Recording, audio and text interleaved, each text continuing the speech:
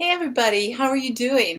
It's so funny, the lighting on here, once the camera kicks in for the live, it just brightens everything up because I'm afraid that I'm like in this cave type of dungeon look to it, that everything's dark.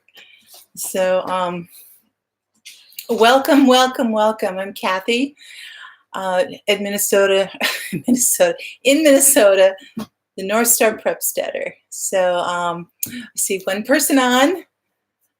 Can't wait to find out who is first today. Thank you so much for coming. I really appreciate it. So we finally have a gorgeous evening coming up here. It's been raining for the last couple days, which has been wonderful. We've needed the rain. So Stringfield Ridge Farm, well, hello. Thank you so much for coming. I really appreciate it. Now, where are you from? I can't remember everybody. So, and do you have a name that you like to go by, or do you want me to just, oh, okay. Or do you just want me to refer to your channel name?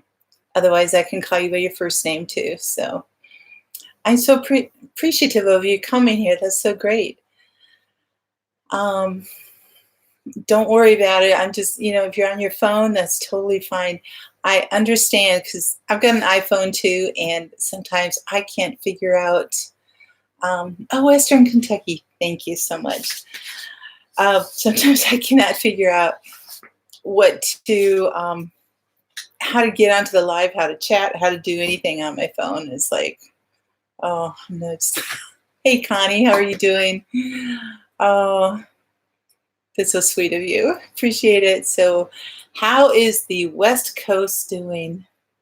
Oh, your iPad is charging. Teresa, is it easier to do it on an iPad than a phone? I mean, I can imagine it would be just because you have a little more space to work with. So, hi, Lou. How are you doing? Thanks for coming in. Really appreciate it. We're getting all the girls in here. This is great. So I'm just I try to keep a list here of people who do show up and what their names are and where they're from. So, so I can work at getting to know everybody. Stringfield Ridge Farm. Okay. The Ridge. Teresa. Western Kentucky. So I would imagine I only do it on my phone if I'm away from home or something, and otherwise I'm on my laptop. It's so much easier because I can see the whole picture. I can see the full stream. I can type whatever I need. I can keep working if I can, or look up stuff. So anyway, so who's keeping an eye on me? Oh, that's true. Yep, you girls are keeping an eye on me, that's for sure. So, yes, you made it, Lou. Thank you so much. Oh, I know this is not an easy time for a lot of people, but Lou, where are you located then? So I know that this can interfere with people's dinner time, or they're still at work, or whatever. Say, Julie, hello. Thank you so much for coming. You're in Mississippi. Okay. So I'm trying to remember. Are you Eastern? The Eastern time zone, or are you still in the Central? Because I lived in Louisiana, it was still Central, but I can't remember what Mississippi was. So usually just getting that for it. So you are Central. Okay. So Blue, Mississippi. Okay, so Teresa, so the time zone goes like directly through Kentucky then, because I know Stivers are Eastern time zone and they're around Frankfort. So, and you're in the western part of Kentucky, so it must just cut right off there. Okay, so it's kind of must be kind of a different thing to have part of the state in one's time zone, part in another. So you make it a tomato, onion, and cucumber sandwich. Oh, Oh my goodness. That sounds very healthy for one thing, Connie. Very healthy. Are those all from your garden? That'd be so great. My tomatoes have been ripening and I've been working on them. So I've got, I know I've been so bad with getting my videos out and everything, but I've had so much stuff going on. So, okay, that's great, Connie. Oh, that's awesome. I've got like 5 videos already filmed and everything, and I just have to edit them and get them out. And it's just been crazy. We had a family funeral this last week, and so just a whole bunch of things just kind of topsy-turvy, and of course work and everything. So your tea is from your garden too. What kind of tea did you make? That'd be so great. Look at how resourceful you are, Connie. It's just, that's so great. I love it. And your body is thanking you too for all that healthy goodness. Hey, from all of you. So I've got Brett, Amy, and Abby all there together. Thank you so much for coming. That's so great.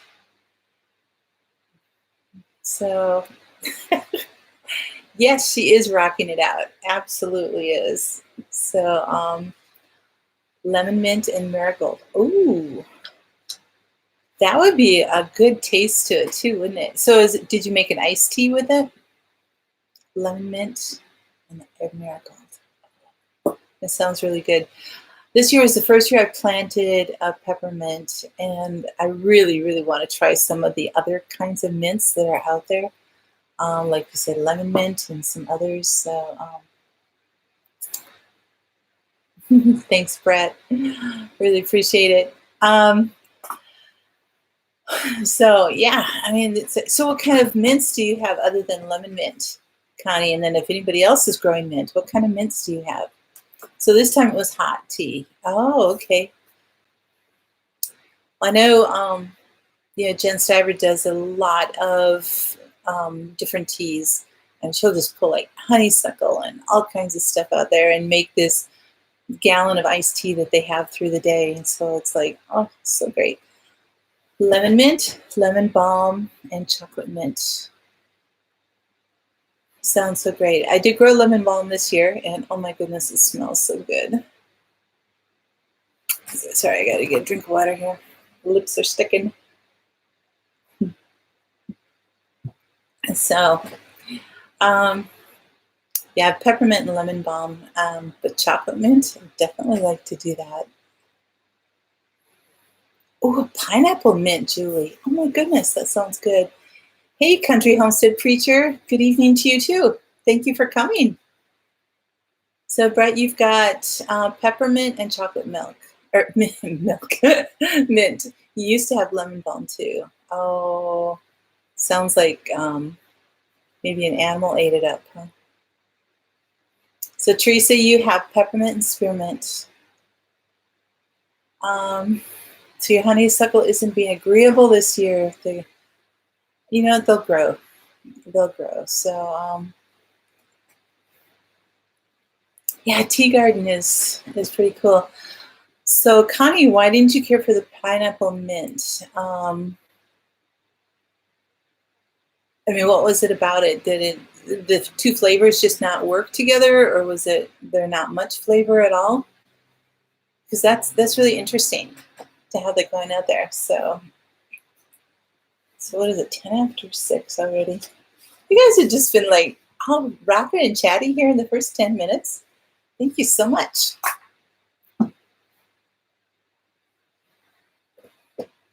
Okay, so not much taste. Oh, that's funny. I know. And chocolate mint. Okay, what would you do with chocolate mint? I mean, all I can picture is like, mint chip ice cream. So or something like that. So would it make does it make a really good tea? Have both flavors? Are they both really strong? Or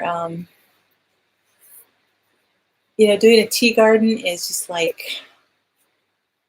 that's something that's so cool because, there are so many things that we should be drinking and having in our teas.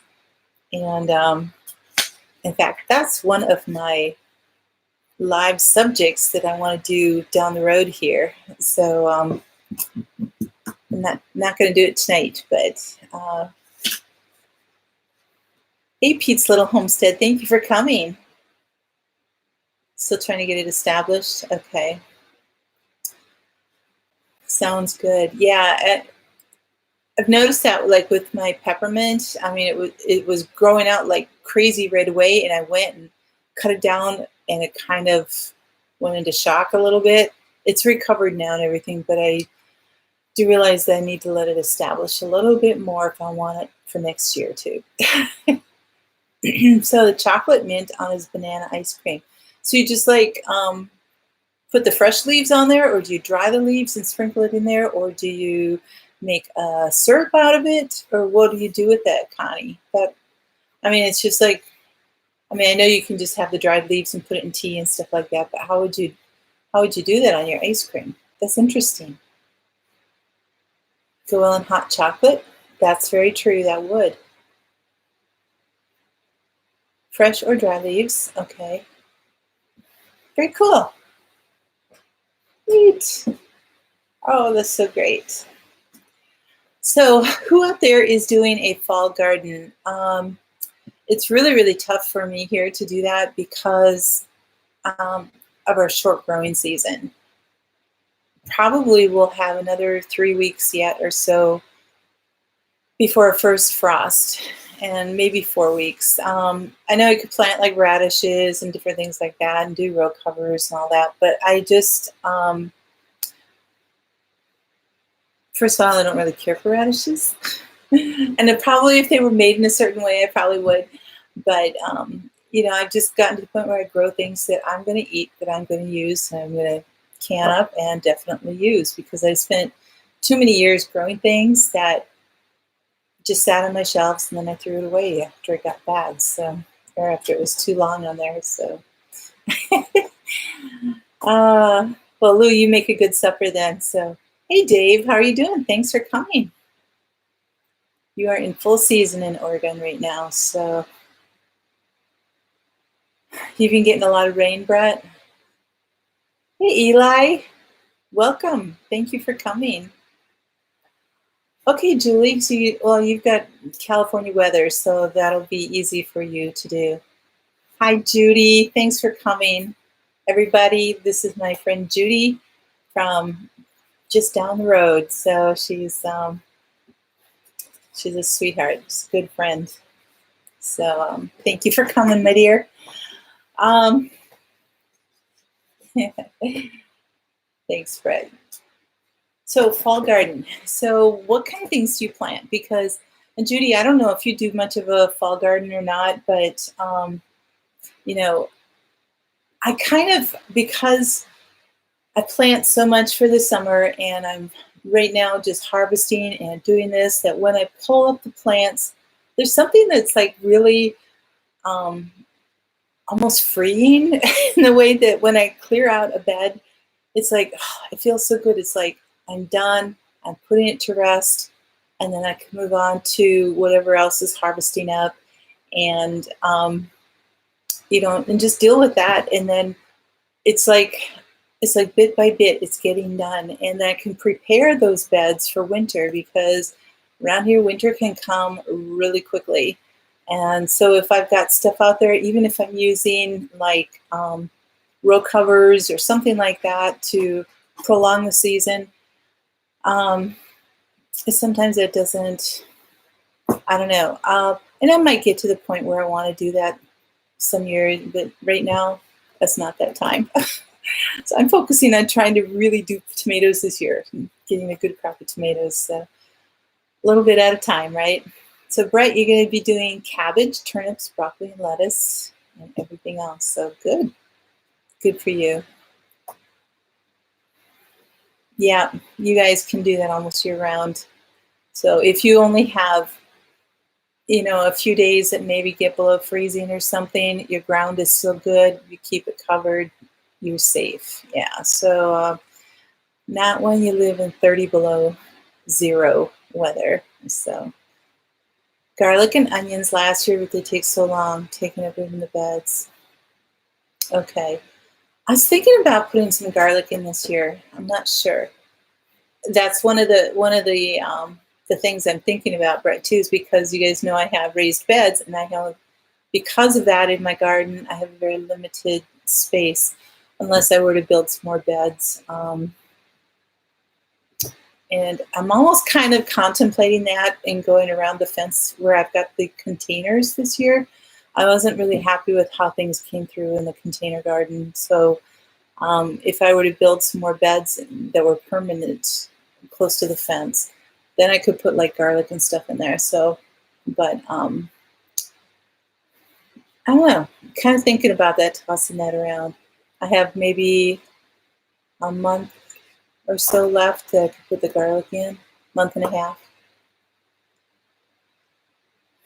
So, so Teresa, you're working on cabbage starts. Okay, very good. Hey, Marcy, hello. Thank you for coming. Garlic and onions grew from October to May. Oh, wow. Okay. Did you have to cover them, Brett?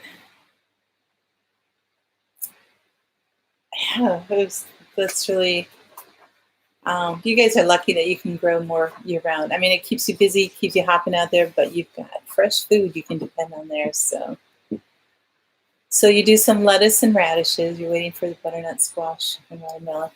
Yeah, I mean, my squash took forever to take off this year because I did them in containers, but I've gotten 3 zucchini actually off of them, which has been amazing. And that was it.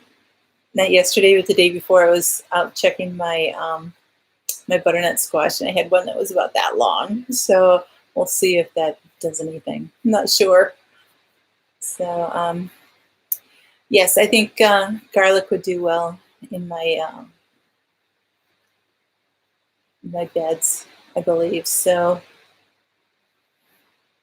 yeah, in Southwest Louisiana, yeah, you would be even. Trying to think. I was in Slidell, so I'm trying to think if you would be even a little bit warmer where you are. I can't remember. Scott is in the house. Hello, how are you doing? Are you on the crane? Thank you for coming, Scott. Really appreciate it.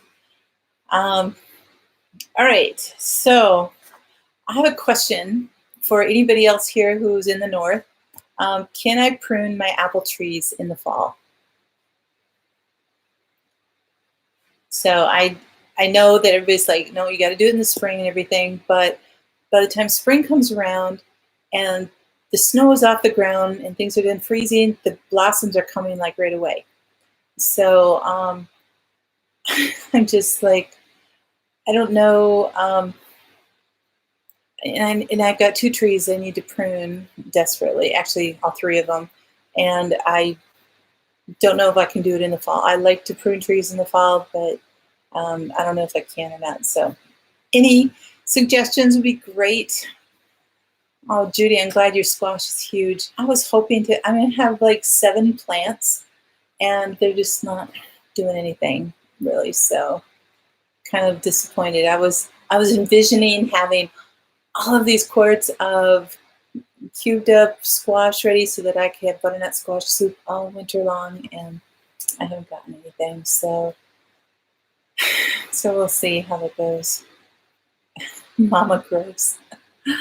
Hey, Abiding Acres. Hello. Thank you for coming. So, okay, Marcy, I hope that gets better for you. Hi, Leanna. Hello. How are you doing? So, Pete, is that I could trim them after September 1st? Is that what you're talking about? So, if all the fruit is done, better yet, if the leaves have fallen. Okay, Mama Grows. Well, the leaves sometimes don't fall until after winter's over. if it comes really fast and really sudden. So, but I have, the thing is I do have dead branches from last year's growth because my trees were so overburdened. So that'd be great. I'd love to be able to clean that up this fall if I could. Hey, Grammy Karen, thank you for coming. Hi, Narrowway Farm. Thank you. I'm doing well. I'm glad all of you guys are here. This is great. Oh, um, so we can prune between November and March when the trees are dormant. Okay. Well, if we don't get too much snow after November 1st, maybe I can get out there and trim them up then. That would be good. Eli, thanks so much for coming. I really, really appreciate it. Yeah, show other people support too. It's so great. So, okay, yeah. So I've got, I mean, the only other one I've seen, a video that I've seen on trimming apples are Doug and Stacy, and of course they're in Missouri, so that's a totally different climate than what I have. So that'd be great. So, hey, getting started in homesteading. Thank you for coming. Really appreciate it. Yeah, yeah, too much snow to be able to get to them. Yeah, and I need to protect my little one from my Macintosh from the rabbits again this year because they just decimated about a third of the tree last year. So, ooh, stay safe in the storm, Teresa. Stay safe in there. So, all right. Couple things here that I wanted to talk about. We've got actually Dave. Thank you, Dave. You gave the suggestion last week that you wanted me to talk about the Indian summer and what that means, the kind of the history behind it. And so I have got some information for you. So an Indian summer is a period of unseasonably warm, dry weather that sometimes occurs in autumn in just the northern hemisphere. They're commonly in North America, Europe, and Asia. The U.S. National Weather Service defines the weather conditions, or this as weather conditions that are sunny and clear with above average temperatures, occurring September to November. So it's just, yeah, September, October, right in there to November. It is usually described as occurring after a killing frost. So a frost comes, kills everything off, kills some mosquitoes off. The leaves start to turn, everything else, and then we get this nice, warm, dry weather that's, you know, the leaves falling and it's crispy and it's just beautiful. It can get down to, you know, it can be down close to freezing at night, but then during the day it gets up into like the mid 70s or something. It's sunny and dry, and it's just beautiful. It's just a beautiful time of the year. I love that. Doesn't necessarily happen every year. Sometimes October 1st comes and it's cold and rainy and wet, and then snow, and that's it for the rest of the winter. We don't get that in there, but so anyway, the term came about. Well, it says the earliest known reference to the Indian summer, in how we understand it, was in an essay written in the United States in the late 1770s by J. Hector St. John de Crevecoeur. It's a French, Crevecoeur. The letter was first published in French. The essay remained unavailable in the United States until 1920s. So they don't really know the exact origins of the term, but there are a couple possibilities. Said it was perhaps so called because it was first noted in regions inhabited by Native Americans, or the Indians, or because the Native Americans first described it to Europeans, or it had been based on the warm and hazy conditions in autumn when Native Americans hunted. Now that one this is Wikipedia, so I kind of debate on that one just because they had to feed their people all year round. They didn't hunt just in the fall. I know there were certain animals that was the best time to hunt, but they kind of hunted all year round. So I'm kind of a little skeptical on that one. So there are various books that use the term Indian summer in their titles, indicating a season of life for whatever saga or metaphorical uses they thought of. So, it's part of the title of the book. But it was interesting that some of these other countries have the same weather, but they gave it different names. Now, this is our American name for it.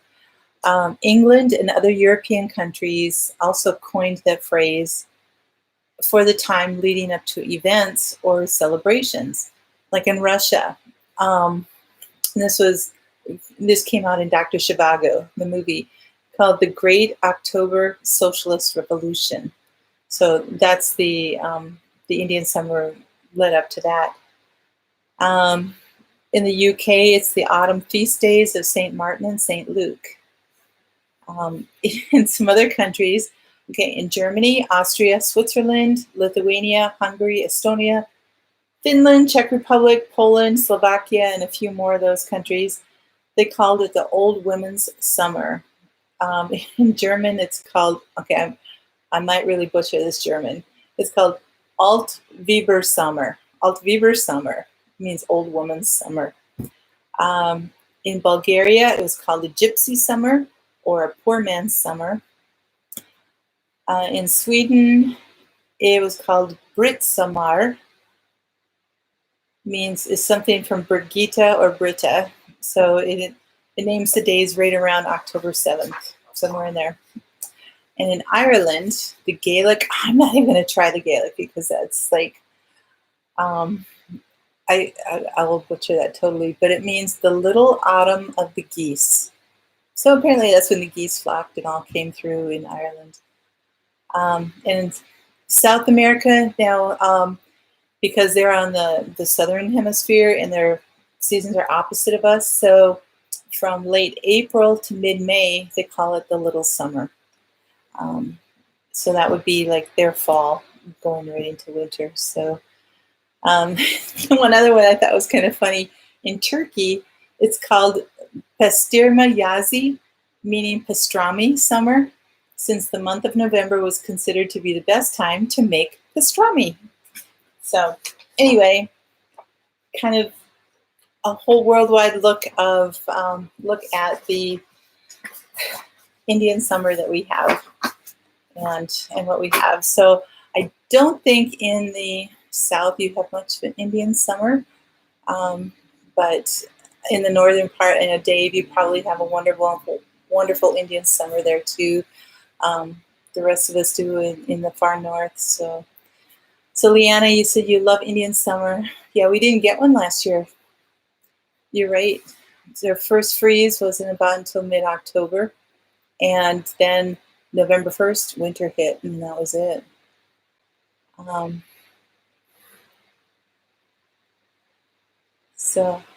Oh, well, Eli, I'm glad that you're here. Thank you for coming back. That was really sweet. So Biting Acres, yes, you love an Indian summer. You have them in Ontario. Yes. Oh, that would be great. I know if we can cover everything and protect it from the very first frost, and the couple nights or whatever, they get really frosty and get really freezy. And then we have that extra growing time. It does extend that out. It's wonderful. So thanks, Grammy Karen. I don't know. I'm trying to be a little bit educational with this here, but other than just visiting with you guys, I have a little bit of a purpose in here. So,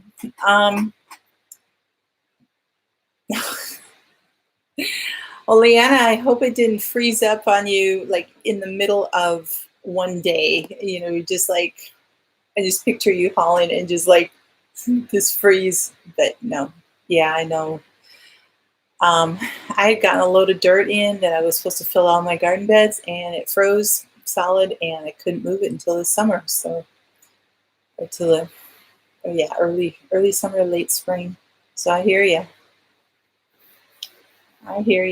So, all right. One other thing to kind of go along with the Indian summer that we saw probably last week. So last week or 10 days ago, something like that, was a harvest moon. And typically the harvest moon, or it looked like it, but I don't know if you guys give me a hand or a thumbs up or something if you guys get harvest moon in the fall. And what that is, it's a full moon closest to the, what we call it's the first day of fall, the autumnal equinox.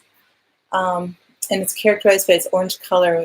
I love watching it when it's like coming right up off the horizon, and it's this huge ball of orange, and it's just so beautiful. The next full moon is September 13th, so we've got 2 weeks coming up here, and or just about maybe 2.5 weeks, and should be able to have a full moon September 13th, which is the closest one to the first day of autumn, which is September 23rd. So that's only 10 days away from there. So, hey, Freedom Homestead. Hello, Jack and Tangi. Thank you for coming. Hi, Badr. Thank you for coming. I really appreciate that. Abiding acres. I guess what I would do is bring a snip of a branch that has the leaf and the apple on it to maybe a garden center or something like that that does sell apple trees. Somebody would be a master gardener in that way. It's the only way I could think of. I don't think your extension agent, your county extension office would probably know as much. I mean, that's another resource, but I would trust probably like a tree farm, or find an apple farm, an apple orchard or something, and bring it to them and say, do you know what this is? So they might even know even better than a garden place. Heaven's Essentials. All right, Julie. Super.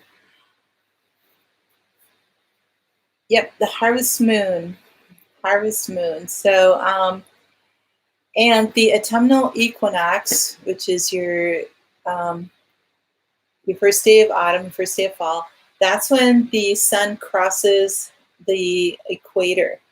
So at that point, when it's crossing the equator, whether you're from the south hemisphere or the northern hemisphere, we have equal time of days and nights.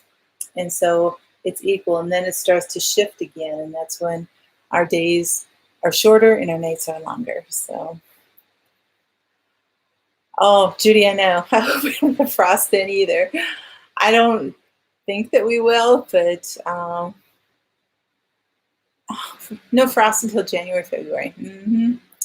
Yeah, we will be in a deep freeze then. Our frost line can go down even 9 feet in the ground by then. So, yes, the full moon is on the 13th. So I know that that's supposed to be a really good planting time. So that'll be our full moon on September 13th. Our next new moon is August 30th, which is just next Sunday. I think, no, not next Sunday. When is August 30th? It's Friday or Saturday? Not sure. So you did try your local garden center. Yeah, an apple orchard. That would be great. Thanks, Grammy Karen. You're taking good care of me.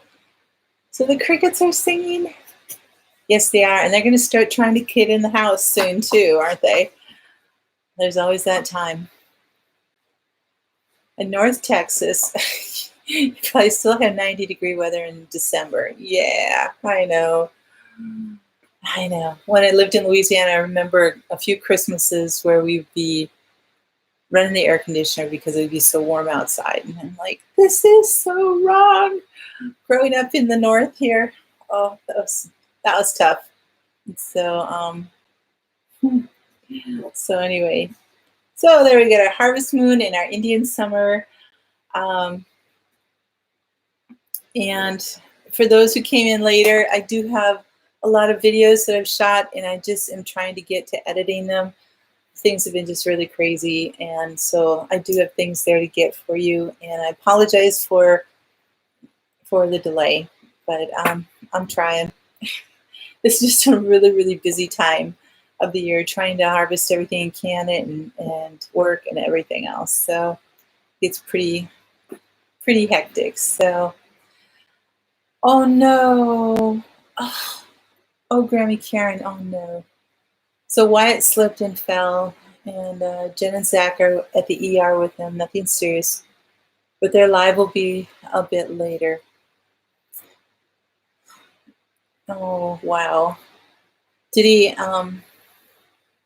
hit his head, or did he break something, or sprain something? Oh, I'm so sorry. Definitely be praying for him. So, hey Bev, thanks for coming. We still have plenty of time here. So, Leanna, you thanks. You're gracious. I appreciate that. Oh, well, Karen, when you see him, give him a big hug for me, please. Really appreciate that. Okay. Sounds good. Well, you guys okay if I say a quick prayer for him then?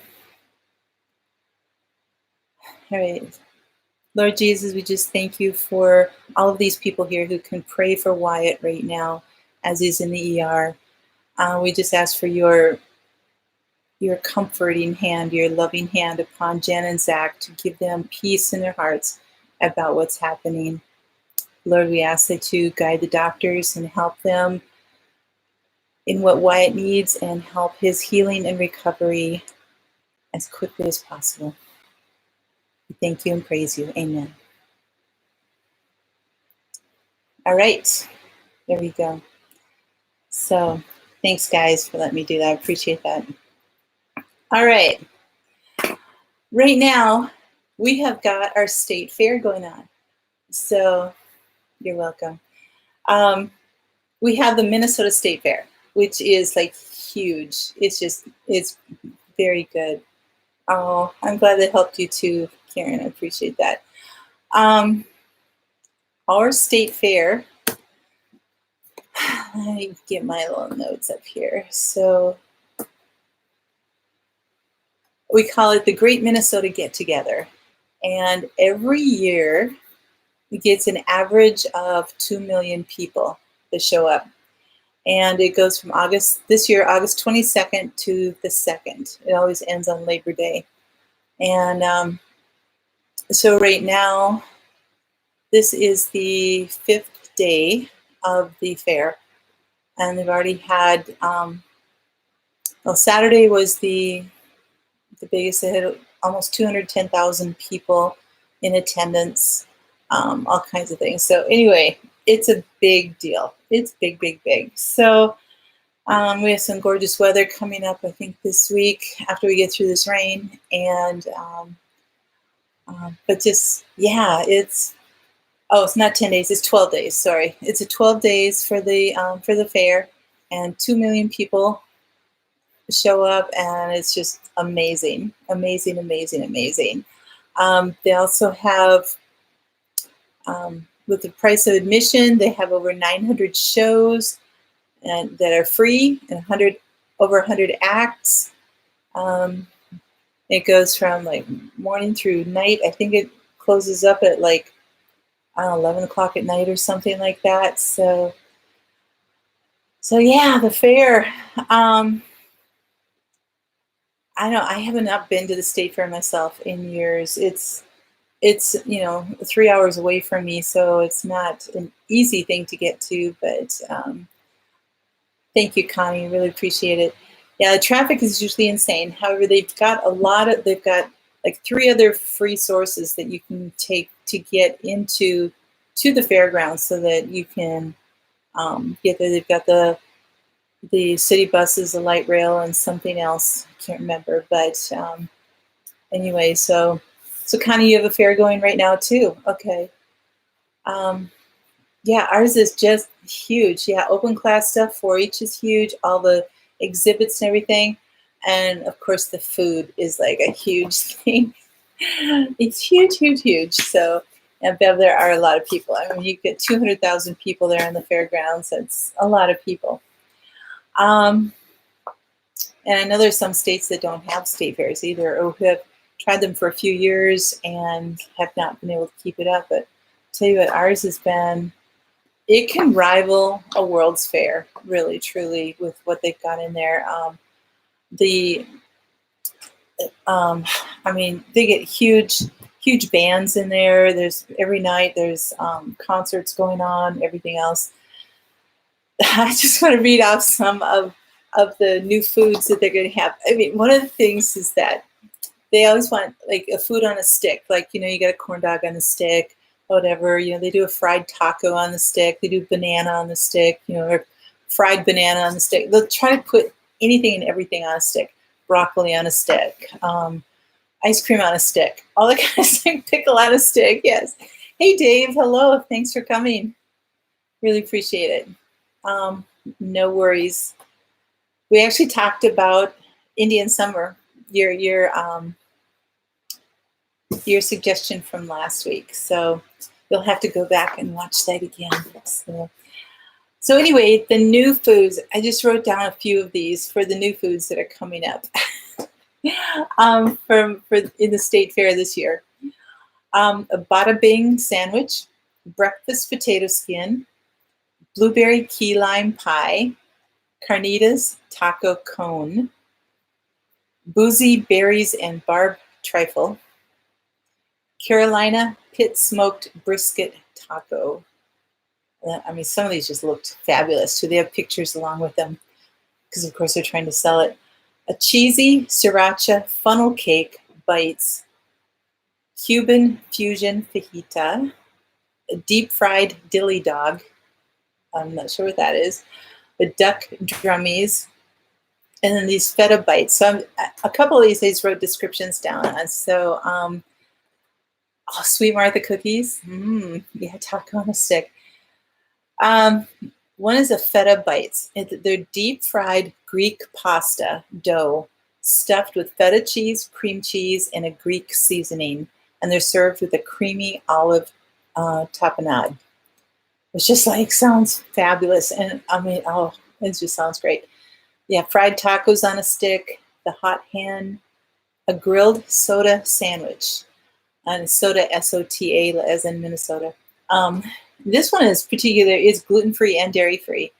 It's cinnamon nut butter and Minnesota blueberry marmalade, served warm on an Irish soda bread. So it's like, it just looked really good. I mean, they're providing options for those who, don't want to super indulge in all the super fried, greasy, 5,000 calorie meals that are there. Some other things are an Irish whiskey boneless wings, a jammin' brisket grilled cheese, mini donut latte, lavender lemonade. That one looked really good. A no bologna coney, peaches and cream nachos. Now it's ice cream on nachos. So it's a peaches and cream nachos. Nordic waffles in pebbles and bam bam. That looked like a whole breakfast thing that you'd want to get it at Denny's or something. Shrimp and grits fritters, stuffed cabbage roll, a tailspin, a tipsy pecan tart, and a Turkish pizza. So anyway, those are just some of the. I know, does this sound really, really good? So I know, a caramel apple on a stick. Yes, that's really good too. If you fried my sneaker, David missed your humor, so thanks for coming. Oh, yes. I don't know. Dave, go back and look at what I was teaching about the Indian summer, and you might still have that. So anyway, yeah, any of those tacos sound yummy. They really do. They used to do sand sculpting. Well, they do all kinds. They do they got this whole dairy section where they do butter sculptures, and I mean, you're talking 100 pounds of butter that are sculpted out into things. I mean, just all kinds of things that are just incredible. Yeah, the lavender lemonade, wouldn't that be great? So, which one didn't sound dairy free?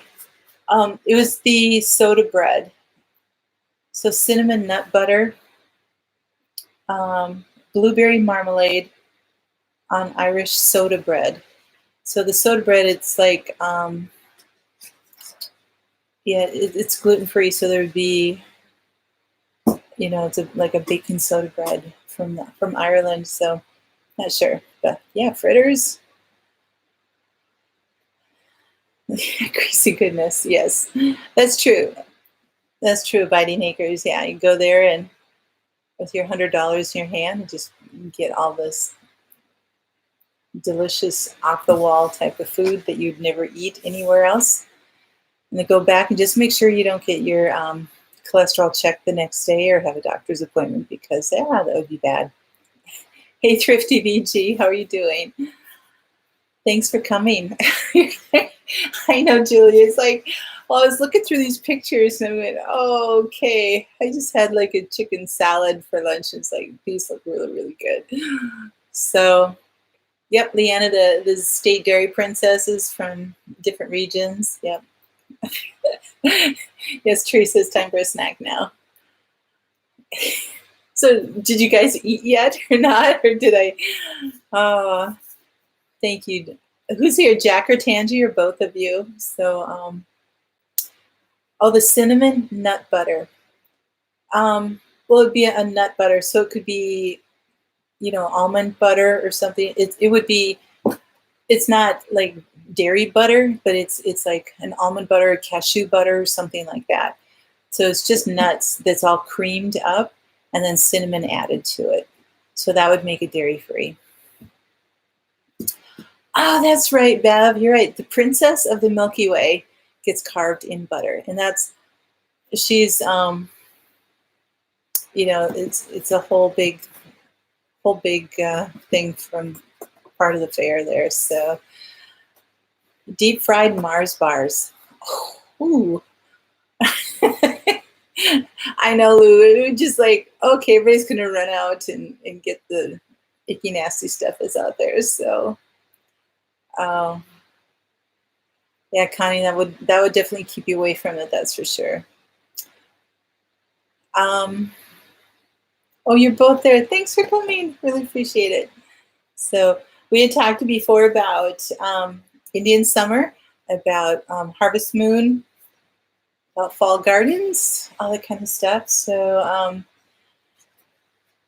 so we kind of covered a few things, but so if you guys had to come in late, which is totally fine, I totally understand your schedule and everything, but just feel free to go back and watch that. And it's too much information to go over it again. A cinnamon nut butter. Yeah, it does sound good. And I've made some nut butters before, and really all you have to do is soak them really well, either cashews or almonds, whatever you're making, and then put them in either blender or a food processor and just let them go and go and go until they turn into a butter, and then you can just add whatever flavors you want. You could add, garlic or Italian seasoning, or, make it a savory thing, or you can make it a sweet thing, cinnamon and honey or whatever you want to put in there. So that would be really good, wouldn't it? Cinnamon, honey, almond butter. That would be really good. So anyway, so yes, Bev, the princess. I don't know if the Princess K of the Milky Way. No, the Princess of the Milky Way. She represents the dairy industry because it's really big. Everybody thinks, dairy is just like in Wisconsin, but dairy is very huge in Minnesota too. And so they do have a whole a celebration for that. And yeah, they do all kinds of different things. So, hey, Alicia, thank you for coming. So veggies for planting in the fall depends on what zone you're in. So yeah, so Julie, you'd want to go with a large group so you could get all different foods and share them. Now that's a great idea, because just one of those things can end up filling you up for a whole meal, but it's like you've got 200 things you might want to try. But no, that's a great idea. So thanks, Grammy Karen. Yeah, I've got my P.O. box and had it for a few months and I haven't gotten anything yet. So that would be kind of fun.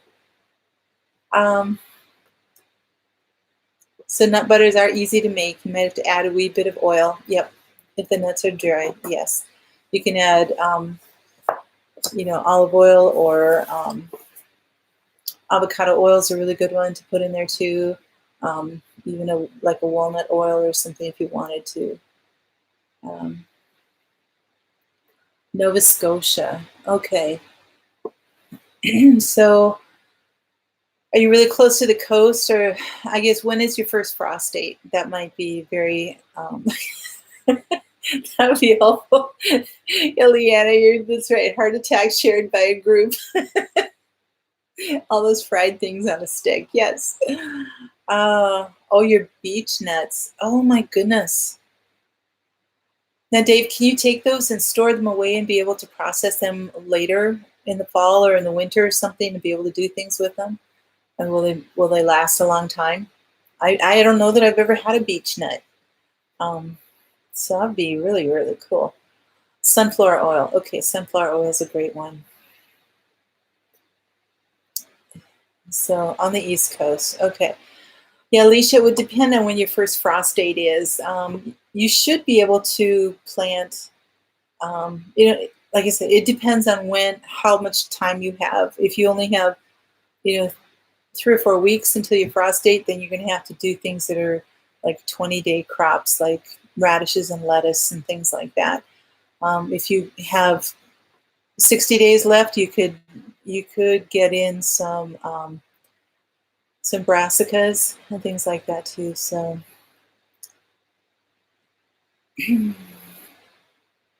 so you dry them and store them. Okay. Nice. I didn't know that. So we have one right in Little Falls. Oh, thanks, Leanna. Thanks for letting me know that. Beech nuts. You guys are in rare form today. I love it. Beech nuts is the people that wear skimpy outfits on the beach. Yes. So you have almost 2 months. Yes, you should be able to grow quite a bit if you have 60 days. I would get things in right away. So that would be nice to get it organic, wouldn't it? So anyway, a little bit of show and tell. I have 2 new shirts out on my Teespring. You guys know that I did that music video and everything on The Wind of Heaven. And so I actually have a few different things, but this is one. It's a sweatshirt. It's a hoodie. It's The Wind of Heaven with my name and my copyright there. But it's a Wind of Heaven. So this is a hoodie. This is a light blue hoodie. I also have a t-shirt with it and a tank. So depending on what you need for your climate. And then my other one, which is really fun too. I love the saying, I eat local because I can. So I made up my own design on there. So I don't know if you can see it. I eat local because I can. And this is a t-shirt. I have it in a long sleeve tee and I think a sweatshirt and a tank too. But you can get these at Teespring. But anyway, so I really kind of like how it turned out. It was fun. So this is an original design here too. So anyway, Alicia, thank you so much. I'd done a music video. If you go on my, thank you, Dave. You got it on there. I appreciate that.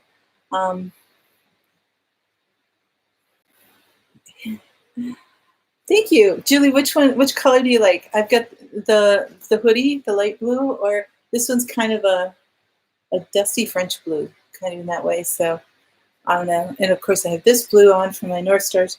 I guess I like blue, don't I? But I do have other colors that I picked out. This one can get in purple with the white letters. I believe I had purple in there. So anyway, so thank you, thank you, thank you, thank you guys. So thank you, I appreciate it so much.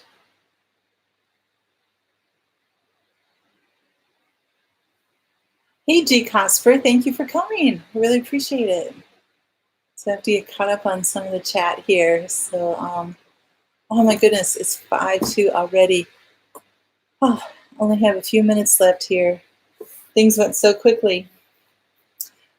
But yeah, no GMO does not mean the crops aren't sprayed. So yeah, I really thank you, Thrifty VG.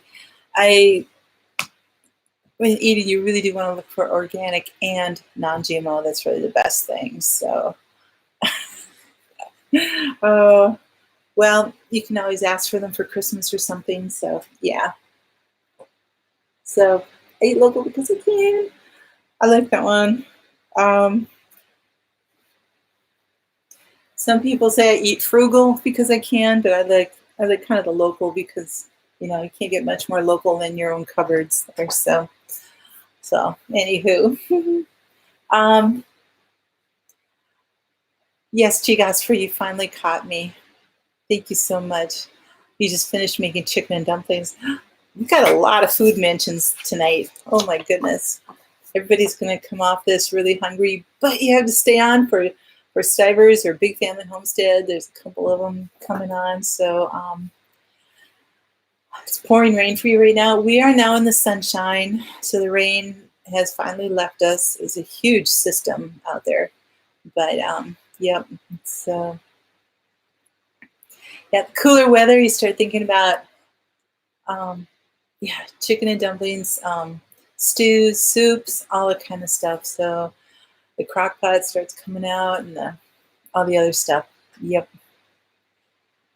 The local French blue and bass. Thank you. Oh, Dave, what are you having for dinner then? 2 pumpkin pies. Oh, that was very nice. That's one nice thing about making pies when you can do a couple at a time and yeah, give one away. So Judy, you must be making dinner. I know that you probably are. Huh? So I had a really, really late lunch, like at 3 o'clock, 3:30. So I knew that I would be good for the rest of the day. But I know a lot of these things really, really sound good from the state fair. Like, oh my goodness. Oh, that breakfast potato skin? And that's the thing you can actually make is a baked potato skin just in half, but carved out a little bit, and then they put scrambled eggs in there and bacon and like chives and sausage and stuff in there, and then cheese, and then they put drizzled the sauce over it, and of course baked it in there. Looked really, really good. So yes, you're eating. Oh, okay, you already ate. Okay. You're back. You just ate your belly button. Oh, you're back to say your belly button. You're so hungry. Well, getting started in homesteading, I'll let you guys go. You can get some dinner. Hey, Hidden Harvest Grow Lights, thank you for coming. Really appreciate it. I know we're just getting ready to close up shop here, so I wanted to thank you. Really appreciate it. Connie, yes, they're expensive. I would say if you need more jars, check out like thrift stores, check out garage sales, any rummage sales, anything like that, and try to find jars. Usually can get them pretty cheap in that way. Yes, we still need lids, everything. It does take time to get them going. Once you have everything, it's like very cheap. But hey, Adaptive Maritimer, thank you so much for popping in to say hi. So, and Hidden Harvest Grow Lights, hello. Really appreciate it.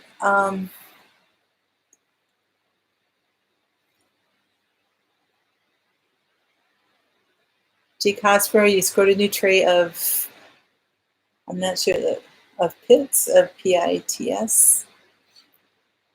I'm not sure what that means. So, okay, big family home starting. So thank you so much, you guys. Thank you for coming. It is top of the hour here. I'll let y'all go and support other people. Thank you for coming. I just so appreciate you being here. And it's just so great. You guys take care. God bless. And always have hope. We'll see you next week. Bye-bye.